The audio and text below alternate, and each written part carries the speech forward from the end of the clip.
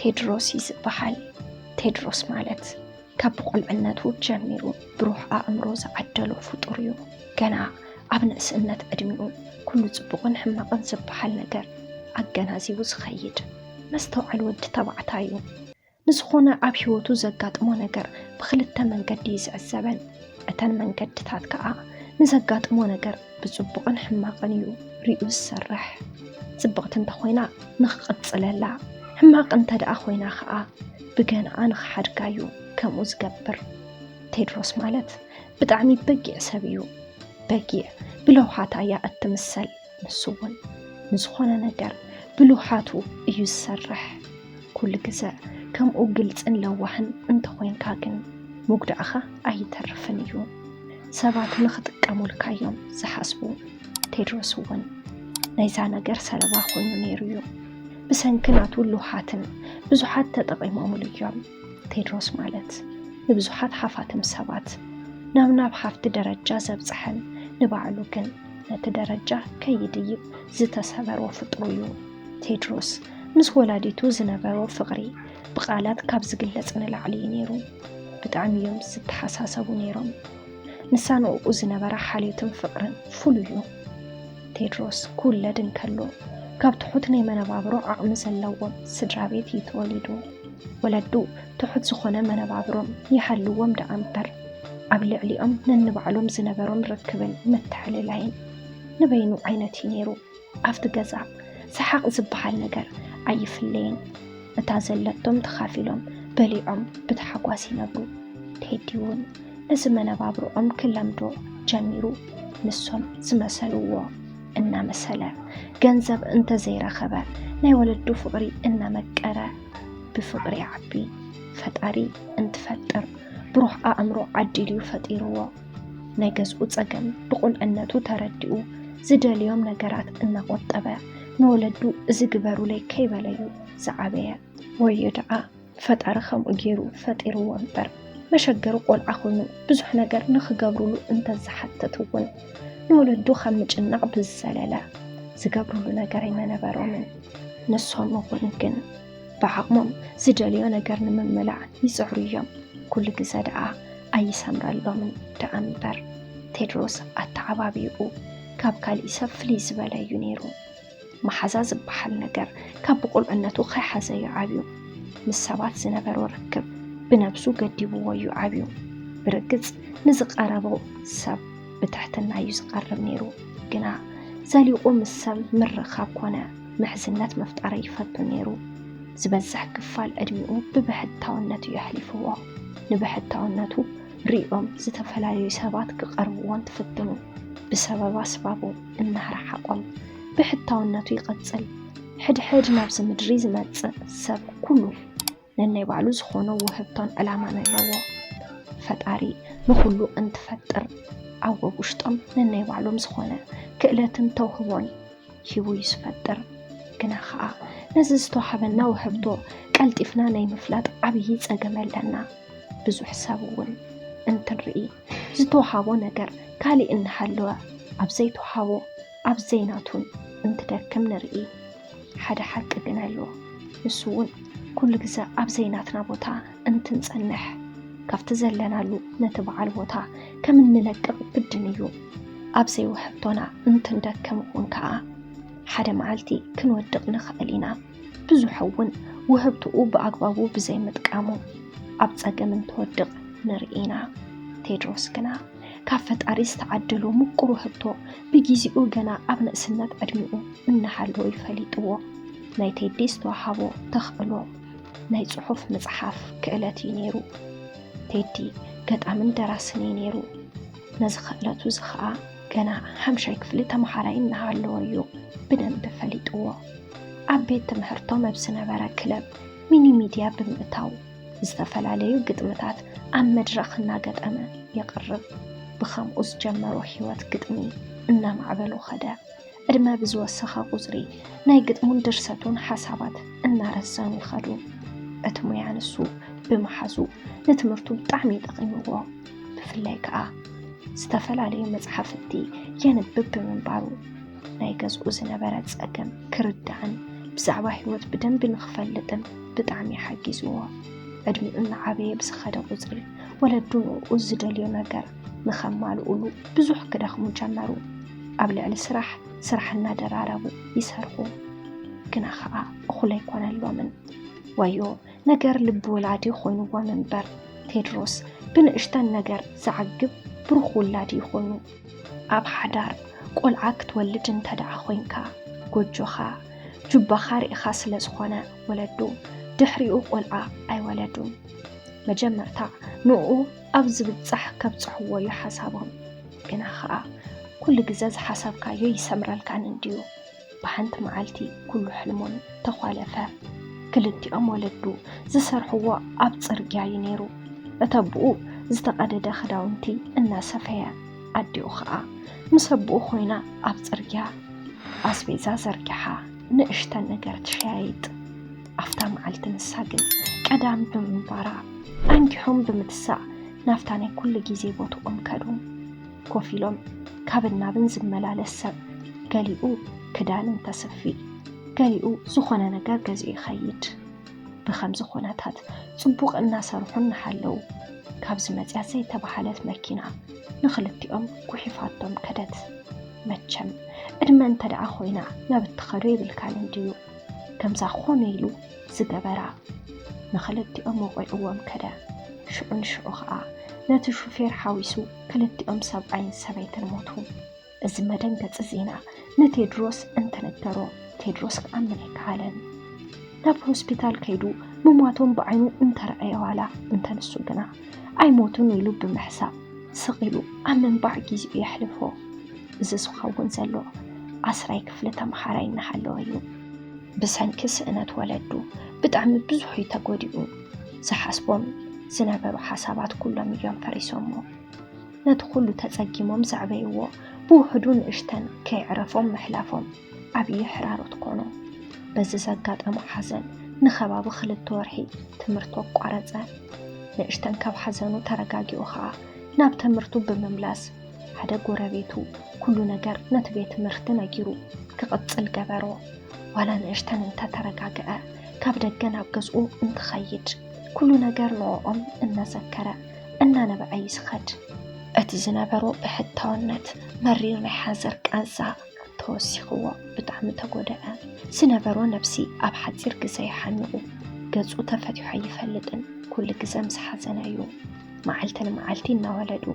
صومنات انت تبقون صومنات كا زنابروم حلافنات وديام نورحي انت بزحو ورح مس ورحي تداميرو كلت عمد حلفامو تيدروس عصر تخلت تخفل بزحة أبز أوان تيدروس نبعلو قال عطوة نيولدو زانتا بمزحف نخزحفو قال عطوة كمزة تكبرو بمئمان كا تمرتو ودئو بممحر عصر تخلت تخفل فتنا بتبقو تزيد حليفو ناوي يونيفرسيتي عطوة أبي يونيفرسيتي عطيو نيدر ساتن سنة صحوفن ديبارتمنت مريضون تمرتو ها إلو جمرا أتنسو زمرتو ديبارتمنت زمرتو سبات وحدات ولا قوان تخونو انتنسو قنا نسو زي كونس كافت تمرت بزوازدو فلتات نيولدو زانتا نمزحافيو علامو نتمرتو زتفالي تخرات بمقبار كا بسوط أمي محار زلو وزاقم كلو مجمرتانا يونيفرسيتي سلازناقروم ناي استفال عليه ناي سوفت كوبين ناي ورقاقتين يحقزوا ويام نيرام تمرتي إنها تخاتاتلا قدامي عمد انتود بتزرخبو تمرتي نتناي ولدو صحفو زانتا كقلزي زبالو عبي ترقم زلو ورقستي مرتزالو بدحر زخاء اتحساب او ورقات نبينو عرققو صحفو بخمز قسيلو الناس حافة كالأي عمد تمحرتو جمرة أبناء كالأي عمد تمحرتو مس حدا نهم استوحلا كم أوتم حراي تلاليا نهم ون لك أخم تيدروس ناي درساتن سنة صحفن تمرتي زمحار ناي نهم كم ناي تديز فاليونا قرن تحلوا نهم دليت مبر كألت سبحان قرفتهم يبلون ولا دوون نتميا بتعمي سلسفوت ويام دفافيهم نابزة مرتأتيومو بزخاء إنها تمحارة كالأي عامت انت بتصح مستيدروس محزنات كمسر الجمرة ምስ ቴዲ ምሕዝነት ዝመስረተሉ ምኽንያት ቴዲ ብድርሰት ኮነ ብስነ ጽሑፍ ብጣዕሚ ጎበዝ ስለ ዝኾነ እዩ። ኣብ ክላስ ንባዕሉ እቲ መምህር ኮፍ ኢሉ ንሱ ገለጻ ዝገብር ናይ ለማዓንቲ ተማሂሩ ምስ ወፀ ናይ ጽባሕ ነቲ መምህር ቀዲምዎ ይጽንዕ እሞ ባዕሉ ይገልጽ። ብኸምዚ እዩ ከዓ ንዘለዎ ድሌት ዓቕሚ ንኽውስኸሉ ምስ ቴዲ ተላለየ። ካብ ቴዲ እውን እቲ ዝደልዮ ነገር ንኽሕግዞ ኩሉ ነገር ምስ ነገሮ ቴዲ ከም ዝሕግዞ ቃል ኣተወሉ። ድሕርዚ ንኸርድኦ ዝበዝሕ ግዜ ባሕሪ ይሕልፉ። ናሆም ብጣዕሚ ነፃ ሰብ እዩ። ኣብ ውሽጡ ምንም ክፍኣት ዝበሃል ነገር የብሉን። ብርግጽ ብጣዕሚ ካብ ሃፋትም ዝተባሃሉ ስድራ እዩ ተወሊዱ። ግና ከዓ ክትሪኦ ከለኻ ወዲ ሃፍታም ኣይመስልን። ምክባድ ዝበሃል ነገር ኣይፈቱን። ከም ህዝቡ ማዕረ መሲሉ እዩ ዘጓዓዝ። ገዝኡ ኣብቲ ዩኒቨርሲቲ ዘለሉ ዓዲ ወላ እኳ እንተኾነ እንተንሱ ግና ገዝኡ ገዲፉ ኣብ ዶርም ይመሃር። በዚ ፀባዩ ከዓ ቴዲ ንናሆም ኣመናፈትዎ። ቀስ በቀስ ከዓ ናይ ልቢ ኣዕሩኽቱ ኮይኖም ብዛዕባ ብዙሕ ነገር ይዕልሉ። ቴድሮስ ብዛዕባ ህይወቱ ንናሆም ምስ ነገሮ ናሆም ብጣዕሚ ተሰሚዕዎ ነብዓ ተፍሰሰ። ናሆም ንቴዲ ብጣዕሚ ይፈትይዎ። ምስ ሰባት ሕውስውስ ምባል ይፈቱ ስለ ዝነበረ ብዙሓት ሰባት እዩ ዝፈልጥ። ግና ከም ቴድሮስ ክረክብ ኣይከኣለን። ክልቲኦም ብጣዕሚ እዮም ትፋትዮም። ቴዲ ዕላምኡ ኸይስሕት ኢሉ ምስ ናሆም ካብ ዝራኸበሉ ሰዓት ዝተወሰነ ንበይኑ ብምዃን ናይ ወለዱ ዛንታ ይቕጽል ነበረ። ኩሉ ነገር ግዲ ኣብ ውሽጡ ኸርኪርዎ ነይሩ። ኩሎም መውፂኡ ዝፅሕፎም ቃላት ብጣዕሚ ረዘንቲ እዮም። ብፅቡቕ እናፀሓፈ ከዓ ኣብ ፅቡቕ ብርዒ ኣብፅሐ። መዓልቲ መዓልቲ እዩ እናደጋገመ ዘንብባ። ዝእረም ነገር እንተሓልዩ ከዓ እናዓረመ ኸደ። ኣብ ዓለም ሙሉእ ከም ናሆም ዝኣምኖ ሰብ ብዘይ ምንባሩ ኩሉ ተሓሳብ ነጊርዎ እዩ። ኣብ ድርሰት ከዓ ሓደ ነገር ኣሎ። ድርሰትካ ብሰለስተ መንገዲ ኢኻ ተገምግም። ሓደ ካባኻ ንላዕሊ ካብ ዝኾነ ሰብ፣ ካልኣይ ምሳኻ ማዕረ ዓቕሚ ኣብ ዘለዎ ሰብ፣ ሳልሳይ ከዓ ካባኻ ንታሕቲ ኣብ ዝኾነ ሰብ ኢኻ ተገምግሞ። ዝብሉኻ ሰሚዕኻ ከዓ እንተኣሚንካሉ ተስተኻኽሎ። ንናሆም ግን ካብ ሰለስቲኦም ወፃኢ ብዝኾነ ከም ባዕሉ ሓሲቡ እዩ ንኸንብቦ ሂብዎ። ናሆም ነቲ ዝሃቦ ጽሑፍ ምስ ኣንበበ ብጣዕሚ ተደኒቑ። እቲ ዛንታ ዝፈልጦ ዋላ እኳ እንተኾነ ግና ኣወዳድቓ ቃላት ብጣዕሚ ኣግረመሉ። ብስምዒት ከዓ ሓጎሱ ይገልጸሉ። ናሆም ንቴዲ ናብ ገዝኡ ወሲዱ ኣፋሊጥዎ እዩ። ወለዱ ከዓ ብጣዕሚ እዮም ፈትየሞ።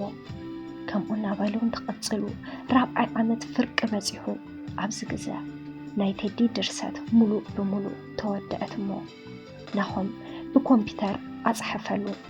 ንቴዲ ግን መፅሓፍ ዘይኮነስ ምሕታም ከበዶ። እዛ መፅሓፍ ምስ ተወድአት ነቲ ዩኒቨርሲቲ ንኸሕትመሉ እንትሓትት ዓቕሚ የብልናን ኢሎም ነገርዎ። ናብ ብዙሓት እንዳ ሕትመት ቦታታት ብምኻድ እውን ስፖንሰር ንኽገብሩሉ እንትሓትት እሽ ዝብሎ ሰብ ሰኣነ። ብጣዕሚ ክጨናነቕ ጀመረ። ኣብ ከምዚ ዓይነት ጭንቀት እናሓለወ ናይ ምረቕኡ ግዜ ኣኸለሞ ምስ ናሆም ብሓደ ተመረቑ። ወለዲ ናሆም ቴዲ ንኸየስተማስል ኢሎም ልክዕ ከም ናሆም ጌሮም ኣኽበሩሉ።